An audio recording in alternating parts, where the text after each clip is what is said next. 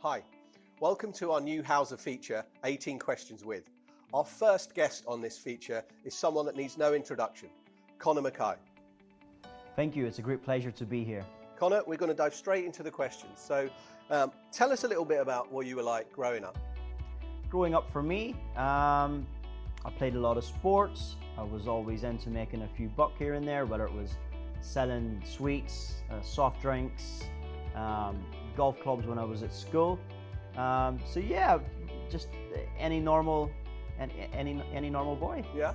So always the entrepreneur. Yes. From then to now. Yes. So indeed. Back then, we were all given a lot of career advice. So did you know what you wanted to be when you were at school?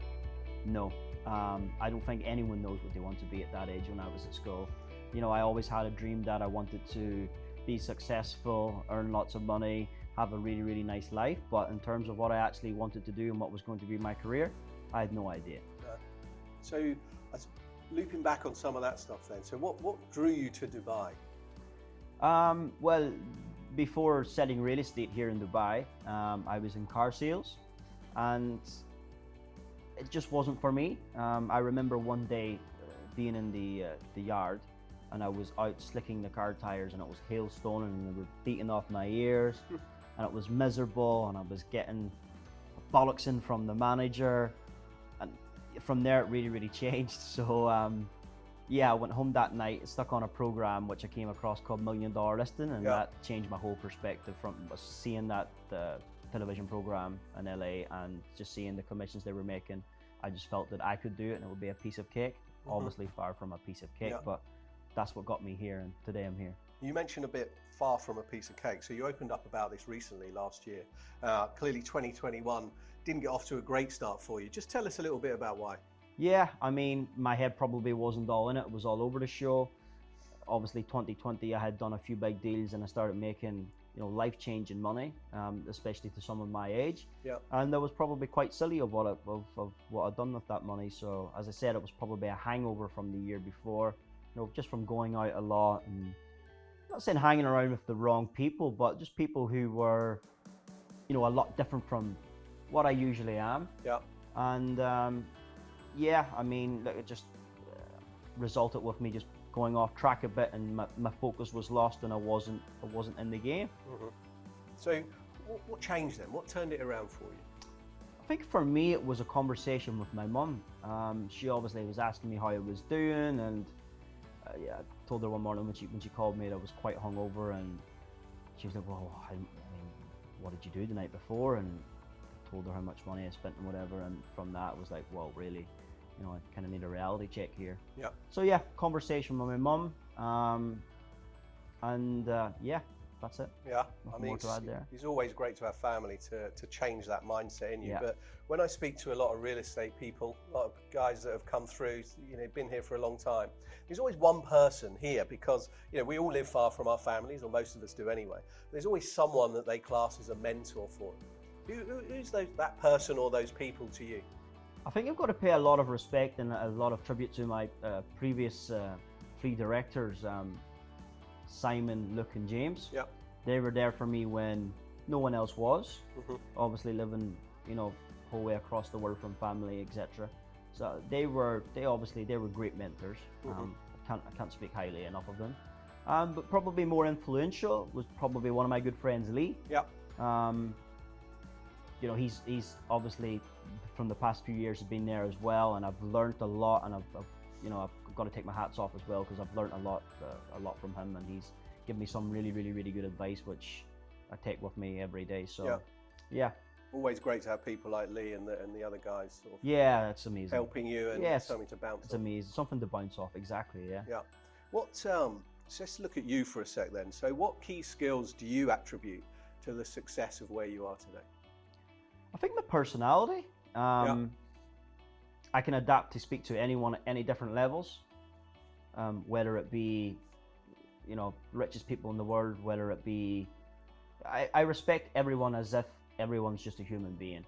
And obviously my knowledge. I've got an extensive knowledge of high-end luxury real estate here in Dubai.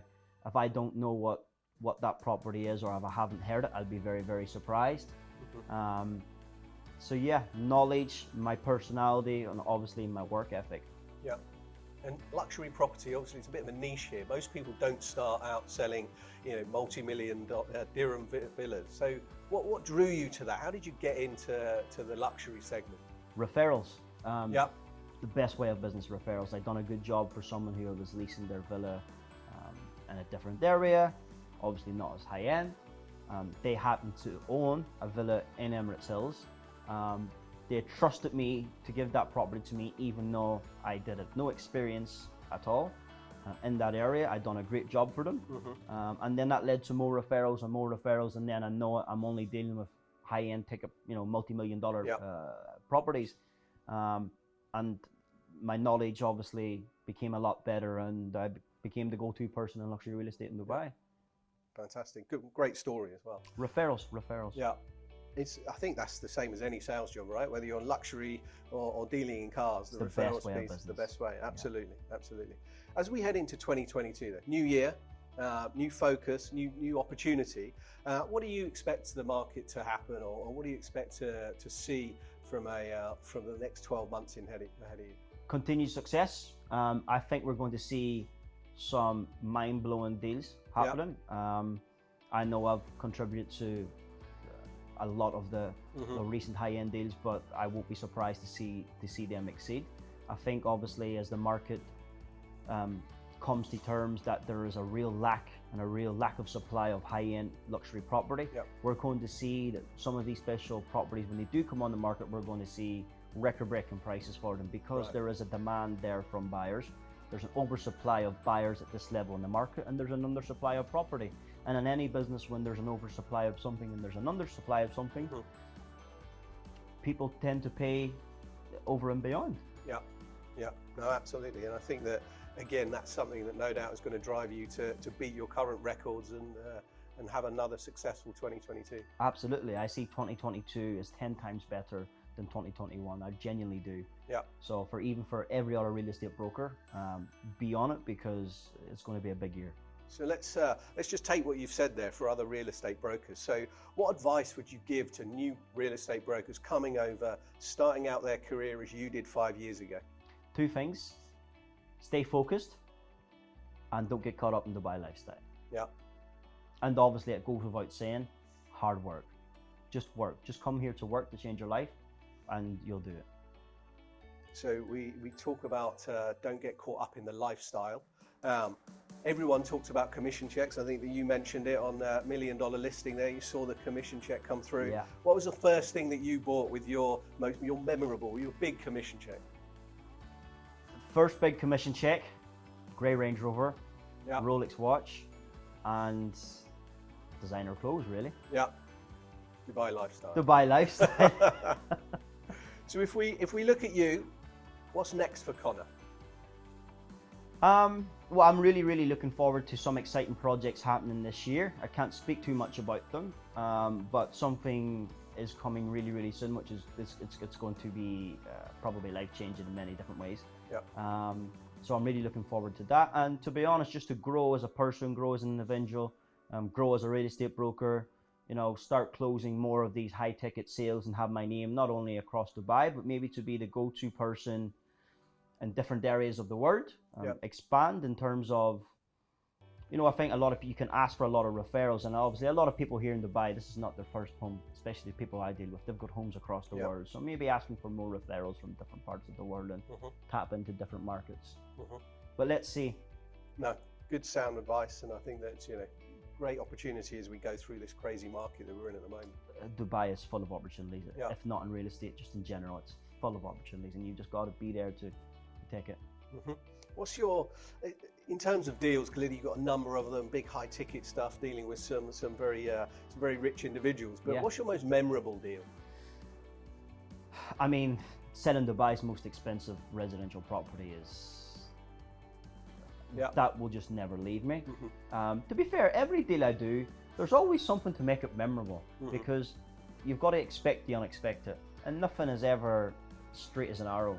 So there's always deals there, but there was one deal in particular where I was dealing with this very wealthy family, and they didn't know what they wanted to buy. You would think that you would know what you would want to buy. You see something like, wow, amazing, but they didn't have a clue what they wanted to buy. and I put a lot of time and effort into them. They were dealing with not only myself, but with multiple other brokers as well. But I managed to put them in the car, tell them I was taking them to one place. That was a white lie, because what they were telling me, they couldn't get there. Yeah. So I put them in the car, I drove them to a different area, took them into this property, they absolutely fell in love with it. So there was a lot of persistence and that deal, but I had to go with my gut instinct, and that deal, to be honest, it changed my life, because it propelled me into luxury real estate. I got more, you know, exclusive listings in the higher end of the market, and yeah, I guess my name got out there, really. Yeah. Anything you change? No, not a thing. Yeah? Not a thing. Brilliant. Everything happens for a reason. Everything happens, absolutely, absolutely. So with that in mind then, everything happens for a reason. We're going to duck into some quick fire questions. So, dinner party guest, who's the one person that you would take to dinner, dead or alive? Doesn't matter. Who is that one person? My grandmother. Yeah. Who's obviously passed away numerous years ago, even before I came to Dubai. I wasn't, I don't think I was lucky enough to ever take her for dinner. So yeah, if that opportunity was there, obviously that would be it. Nice. Guilty pleasure? Food. Food. Fast Anytime. food. Fast food. Burgers, pizzas. Obviously, I mean, that's a guilty pleasure. Yeah. So yeah. We've spoken a lot about this, so I know the answer already. But cats or dogs? Dogs. Dogs. Yeah. 3 Pomeranians. Absolutely. Any more on the horizon? No, I think I'm good with 3. Good with 3? Yeah, I'm good with 3. Favorite place in the world outside of Dubai and back home? Where's one place where you would? Other than Dubai and back home, Maldives. Yeah. Without doubt. If you ever get the chance to go, I'm lucky enough to have been there a few times. Magical, amazing. One of the best places I've ever seen with my eyes. Amazing, yeah. I'm lucky enough to have been. So it's a very lovely place. Football or rugby? Football. Football? Yeah. Team? Manchester United. Manchester United. I thought it might be Leeds, given your connection to a couple of players there. But yeah, don't tell them that. Stuart won't be happy, but no, Manchester United. Manchester United. Biggest lesson you've learned? Biggest lesson I've learned? Don't lose focus. Yeah. Whether it's personal life, whether it's business life, don't lose focus. Yeah. Stay on track. Stay on track. Sound advice. And going back to 2004, Chris Moyle's breakfast show, he used to ask this question to everyone, real highbrow question. What's your favourite cheese? Cheddar. Cheddar cheese. Conor, it's been great talking to you. Thank you ever so much for being the first person on this new Houza feature. It's a pleasure. Thank you for having me. Hopefully lots of people have found it very insightful. And thanks very much. Thank you. Thank you. Thank you. Bye-bye, everyone.